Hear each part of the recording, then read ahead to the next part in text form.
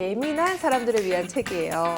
전홍진 교수님 모시고 삼성서울병원 정신건강학과 전홍진입니다. 분들이 보면 어릴 때부터 그런 신경계를 타고난 경우도 있고 근데 괜히 화가 나는데 왜 그런지 몰라요.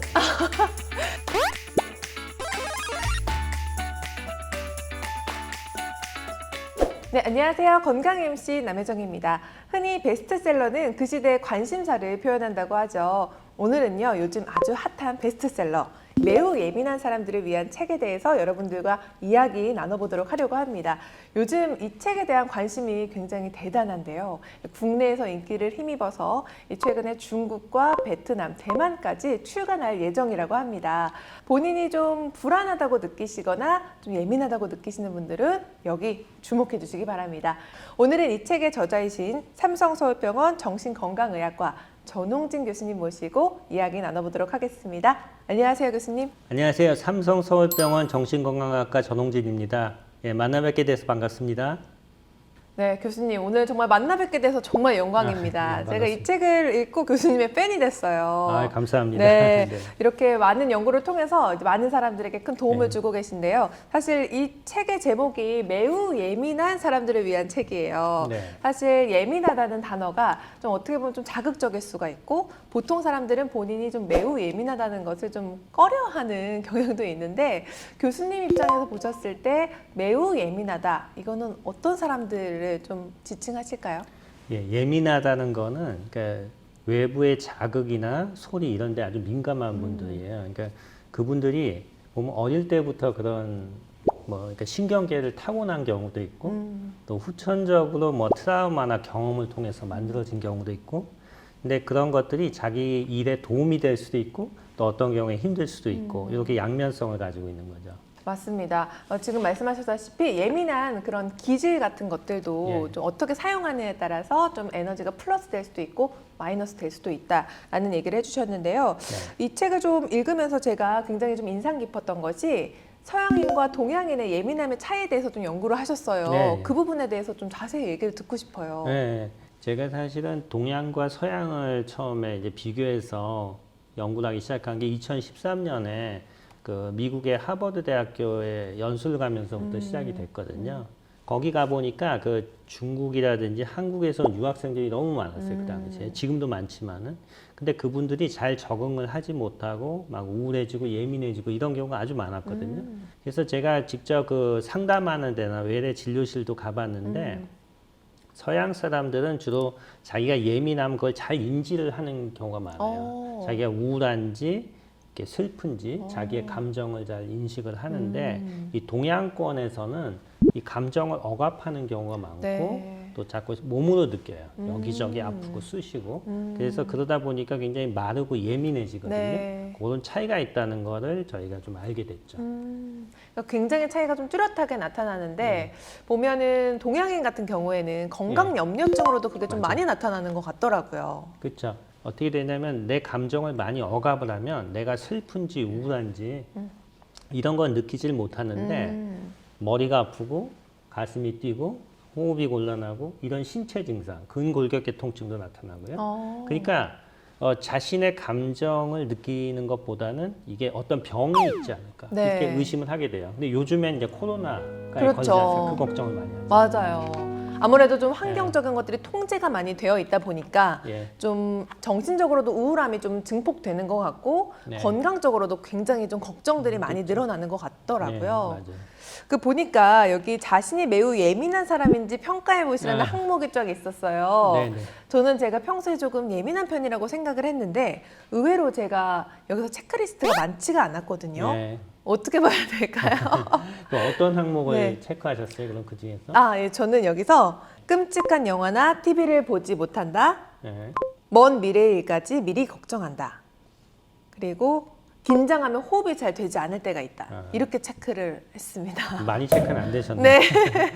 사실은 이 체크리스트를 처음에 이제 저희가 그때 미국에서부터 여러 가지 연구를 해서 만들었는데 직업적인 경향이 굉장히 많아요. 그래서 예를 들어서 제가 처음에 출판사에서도 체크를 해봤더니 거의 다 체크가 됐어요. 거기 20개 이상 체크된 분도 많고요. 하나도 안 빠지고 다 체크된 분도 있어요. 아, 그래요? 예, 그리고 주로 디자이너라든지 네. 이런 예민성이 필요한 직업은 훨씬 많이 체크가 되고 그게 나쁜 것도 아니에요. 왜냐하면 그 꼼꼼하게 해야지 되는 일들이 많거든요. 네. 근데 아까 방금 체크하신 것 중에서 예를 들어서 호흡이 곤란하다, 네. 긴장하고 요거 요즘 많아요.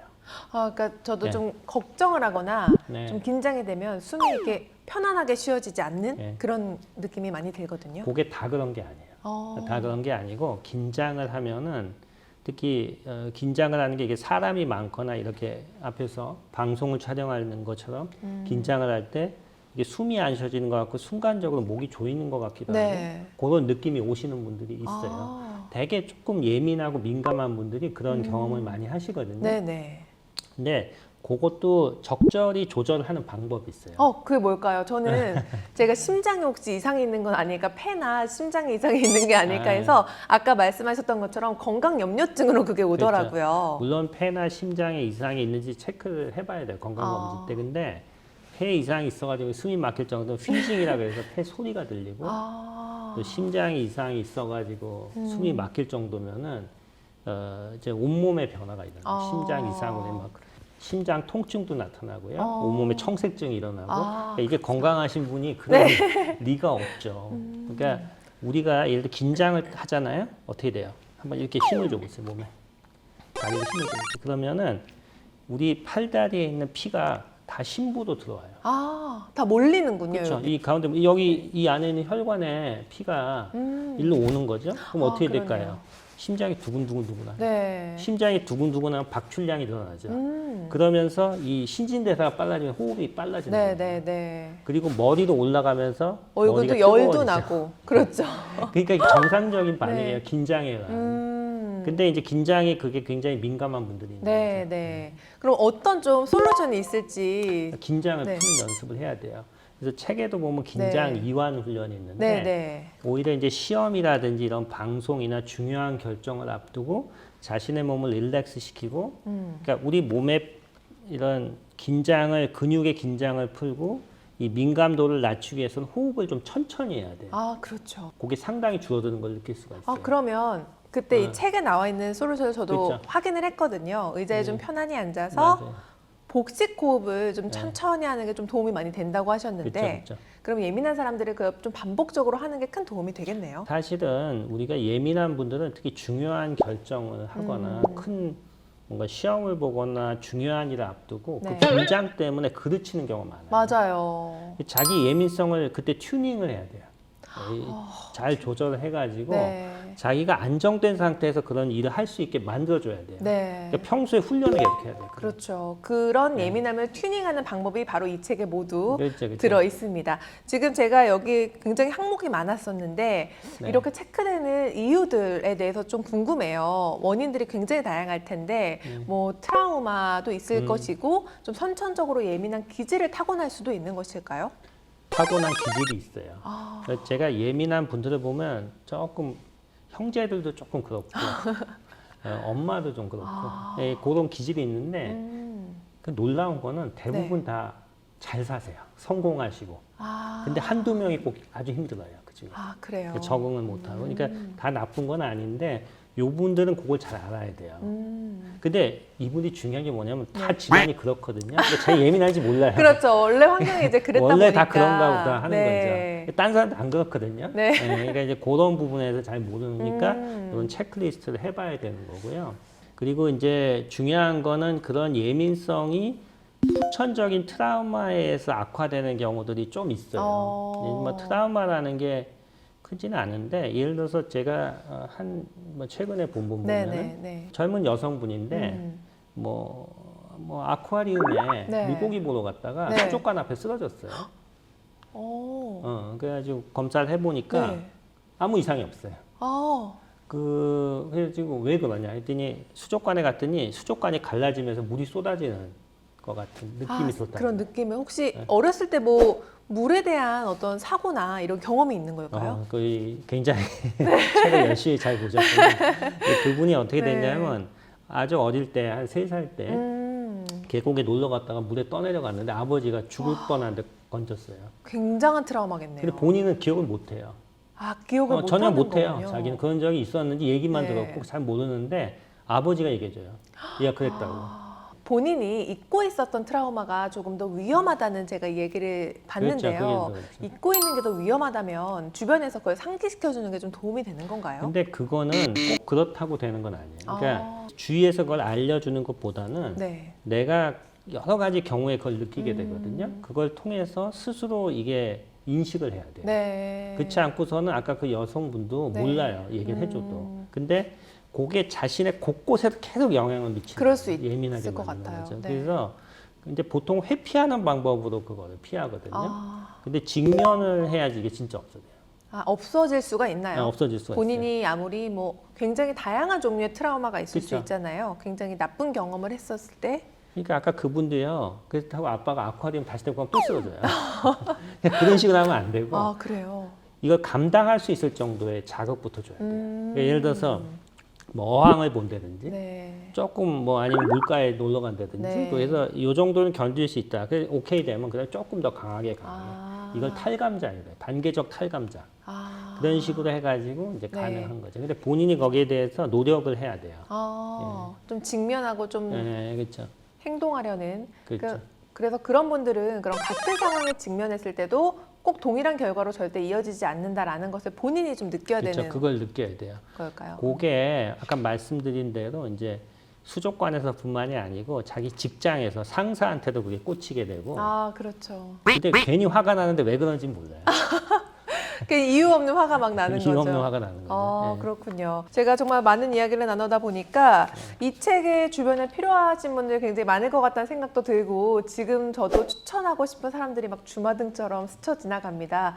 교수님 입장에서는 이 책을 좀 어떤 사람에게 추천해주면 좋을 것 같으신가요? 이 책이 지금 이제 많이 독자들이 생기면서 네.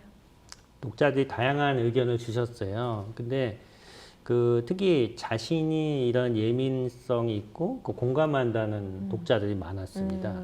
그리고 자기 가족이라든지 네. 이제 주위에서 이런 분들이 있다는 얘기도 많이 들었는데 네. 그 다음에 또 하나는 내 주위에는 이런 사람 본 적이 없다. 아, 그런 경우도 있었고 네. 다양한데 근데 제가 말씀드리고 싶은 경우는 어떤 이제 결론을 내리기에는 주위에 예민한 사람이 없다는 분이 꼭 읽었으면 좋겠어요. 아, 오히려 그런 분들은 위험하다.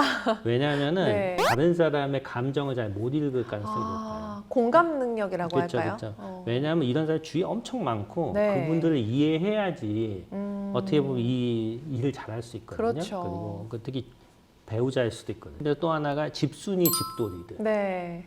집에만 있는 분들, 네. 그분들이 예민할 가능성이 높아요. 아, 왜냐하면 밖에 나가면 사람들을 만나고 뭐 다양한 이렇게 경험을 하잖아요. 네네. 그런 거를 두려워하는 경우가 많아요. 그럼 집에만 있게 되거든요. 사람들을 만나는 걸 두려워하는 것과 귀찮아하는 두 부류가 좀 있는 것 같아요. 그건 예, 좀 어떻게 다룰 수 있을까요? 그게 이제 비슷할 수 있는데 한번 사람을 만나보면 알 수가 있어요. 그분들한테 만나보게 하면은 사람들이 많은 곳에 가거나 그런 모임에 있을 때 굉장히 긴장이 증가되고 눈 맞추기도 힘들고 빨리 나오고 싶은 분들이 있어요. 그렇죠. 그런 분들이 이제 힘들어하는 사람이에요. 사람을 만나는 것 자체를 좀 힘들어하시는 분들이 있다 네, 아주 하는 많습니다. 얘기 해주셨는데요. 이 책에 대해서 조금 더 자세히 이야기 나눠보는 시간 가져보도록 하겠습니다. 아. 직장인 시험입니다. 힘들어하는 분들 자세히 보면은 예민한 사람이 많아요. 비언어적인 컨텐츠 굉장히 신경 써요. 화나 보이는데 왜 그랬을까? 잊어버릴 거를 자꾸 생각하고 있는 거. 긴장을 하게 되면 본인의 실력 발휘를 제대로 하지 못하고 직장 생활이 좀 한결 수월해지시지 네. 않을까.